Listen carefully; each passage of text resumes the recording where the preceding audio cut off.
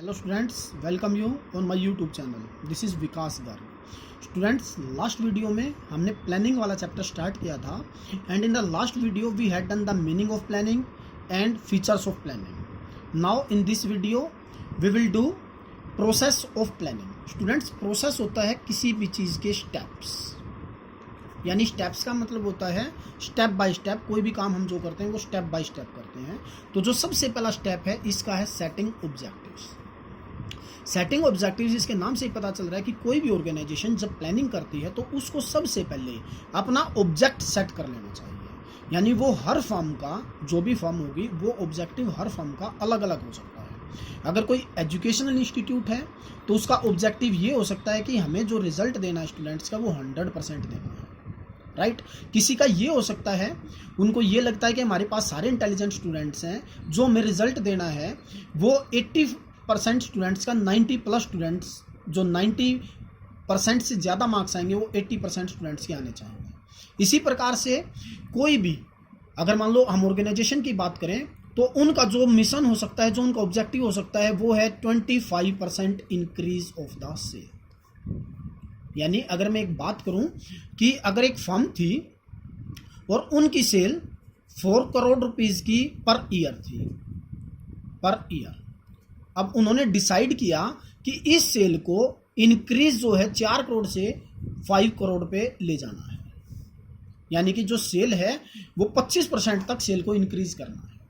यानी कि उसको करने के लिए व्हाट टू डू, अभी मैंने आपको बताया था लास्ट वीडियो में कि सबसे पहले what to do, how to do, कि हमें कोई काम कैसे करना है, क्या करना है, हमें कोई काम क्या करना है। इसमें सेटिंग ऑब्जेक्टिव्स में वो करना है कि जैसे मैंने कहा कि 25 इंक्रीज करना है सेल का, यानी कि 4 करोड़ से बढ़ाकर 5 करोड़ की सेल करनी है, तो ये एक फर्म का जो है वो सेट हो जाएगा, ऑब्जेक्टिव सेट हो जाएगा। Next, developing प्राइमेजेस। प्राइमेजेस होता है स्टूडेंट्स किसी भी चीज़ की अजम्पशन, किसी भी चीज़ की अजम्पशंस होती हैं। यानी आप कोई भी काम करते हो, आपको पता है जो प्लानिंग की जाती है फ्यूचर को लेके की जाती है, और आप उसमें कुछ अजम्पशंस लेके चलते हो, कुछ मान कर चलते हो। जैसे आप अभी, आपने जब कॉमर्स ली थी तो जब आप 10th क्लास में होंगे तो आपने कुछ प्लानिंग की होगी कि भाई हम 11th क्लास में क्या लेंगे, साइंस लेंगे, कॉमर्स लेंगे, आर्ट लेंगे। तो आपने कुछ अजम्पशन की होंगी कि जो कॉमर्स है वो साइंस से कुछ इजी पड़ती है, तो इसलिए हम ये लेंगे। इसी प्रकार से कोई भी बिजनेस जब कोई काम करता है तो वो कुछ अजम्पशन लेके चलता है। जैसे मैंने भी आपको एग्जांपल दिया था कि जो सेल है वो 25% से इंक्रीज करनी है, इंक्रीज करनी है। तो इसके लिए वो क्या अजम्पशन लेके चलता है कि जो हमारे प्रोडक्ट की सेल है वो आने वाले टाइम में इंक्रीज होगी। इसी प्रकार से कि जो कोई हमारा कॉम्पिटिटर है वो फर्म को छोड़ के चला जाएगा। यानी ये कुछ अजम्पशंस होती हैं और उन्हीं अजम्पशंस पे जो है वो बिजनेस किया जाता है। क्योंकि जो फ्यूचर है स्टूडेंट्स, फ्यूचर अनसर्टेन होता है, हमें सबको पता है फ्यूचर में क्या होगा वो किसी को भी नहीं पता, बस उसके बारे में अजम्पशन किया जा सकता है, कुछ मान कर चला जा सकता है कि हम फ्यूचर में ये करेंगे तो ऐसा हो जाएगा। Next students, identifying alternate course of action. देखिए, आइडेंटिफाई का मतलब होता है फाइंड आउट करना, कोई भी चीज़ फाइंड आउट करना। यानी अभी आपने देखा, मैंने जो एग्जांपल लिया कि हमने जो है 25% सेल को इंक्रीज करना है, यानी कि 4 करोड़ से सेल को 5 करोड़ पर लेके जाना है। तो इसके बाद हमारे पास बहुत सारे मेथड्स होंगे। जैसे अगर हम अपनी कॉस्ट को कम कर दें, या हम अपनी एडवर्टीजमेंट को इंक्रीज कर दें, या फिर हम अपना जो सेलिंग एरिया है उसको इंक्रीज कर दें, या फिर हम पहले केवल कैश सेल करते थे, अब वो हम क्रेडिट सेल भी करना शुरू कर दें। तो हम क्या करेंगे, ये हमें जो भी इसके सेल को इंक्रीज करने के मेथड हैं, हमें उसमें आइडेंटिफाई करना पड़ेगा कि हम किस किस प्रकार से अपनी सेल को इंक्रीज कर सकते हैं। जैसे मैंने इसमें 4 सिचुएशंस आपको लेके चले कि अगर हम अपनी कॉस्ट को रिडक्शन कर दें, हम अपनी एडवर्टीजमेंट को इंक्रीज कर दें, हम अपने सेलिंग एरिया को इंक्रीज कर दें, या हम केवल पहले कैश सेल करते थे अब हम क्रेडिट सेल कर दें, तो हमें इनको आइडेंटिफाई करना पड़ेगा। नेक्स्ट है students, evaluating alternate courses. Evaluating का मतलब होता है स्टूडेंट्स कि हमें उसके एडवांटेज और डिसएडवांटेज, यानी कि पॉजिटिव और नेगेटिव इफेक्ट देखने हैं। जब हम कोई भी काम करते हैं तो देखिए उसके कुछ पॉजिटिव होते हैं, कुछ नेगेटिव होते हैं। अब जैसे हमने ऊपर देखा कि हमारे पास 4 मेथड ऐसे हैं कि हम जिससे सेल को इंक्रीज कर सकते हैं। अब देखिए अगर मैं इनकी पॉजिटिव की बात करूं, देखिए हमने देखा कि इसके नेगेटिव, एक नेगेटिव है, 2 इसके पॉजिटिव हैं। अगर हम एडवर्टीजमेंट की बात करें तो इसके एडवर्टीजमेंट के 2 नेगेटिव हैं और 5 पॉजिटिव हैं। ऐसे ही अगर हम एरिया की बात करें 2 नेगेटिव हैं, 3 पॉजिटिव हैं।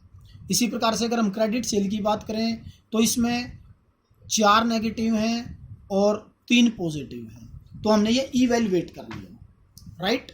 उसके बाद next students, select and alternate, यानी कि जब हमने इन सभी को ऊपर देख लिया कि किसके कितने पॉजिटिव पॉइंट है, कितने नेगेटिव हैं, तो देखिए अगर हम इनको इवेल्युएट कर लिया था, इवेल्युएट में हमने देखा कि किसके कितने नेगेटिव, इसका टोटल 1 नेगेटिव 2 पॉजिटिव, इसके 2 negative 5 positive, 2 negative 3 positive, 4 negative 3 positive, ये निकल के आया। तो देखिए इसके तो ये क्रेडिट सेल जो है 4 नेगेटिव 3 पॉजिटिव, ये तो कट ही गया क्योंकि ये तो करने का फ़ायदा नहीं है।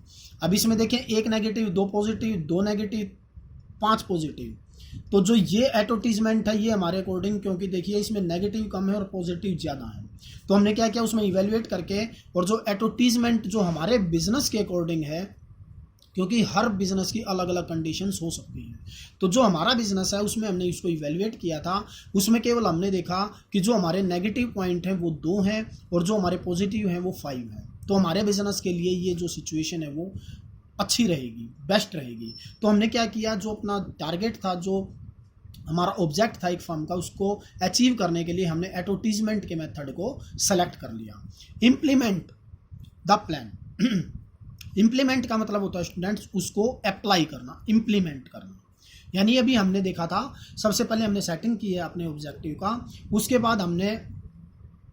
बाद स्टूडेंट्स हमने आइडेंटिफाई किया था कि हमारे पास कोई काम करने के कितने मेथड हैं, फिर उसके बाद हमने इवेल्युएट किया, उसके बाद सेलेक्ट करके हमने उसको अप्लाई कर दिया अपनी ऑर्गेनाइजेशन में। यानी कि हमने क्या किया, उस टारगेट को अचीव करने के लिए, और जो एडवर्टीजमेंट को हमने सेलेक्ट किया था उसको हमने इम्प्लीमेंट कर दिया अपने ऑर्गेनाइजेशन में। और लास्ट स्टूडेंट्स होता है इसमें फॉलो अप एक्शन, यानी कि फॉलो अप एक्शन का मतलब होता है फीडबैक लेना। यानी जो हमने 6th स्टेप में किया था उसको इम्प्लीमेंट कर दिया था, तो हमें ये देखना है इम्प्लीमेंट हमने कर दिया था, तो उसमें हमें ये देखना है कि जो हमारा टारगेट था, क्या हम उसको इम्प्लीमेंट करके अपने टारगेट के अकॉर्डिंग उसको हम अचीव कर पा रहे हैं या नहीं।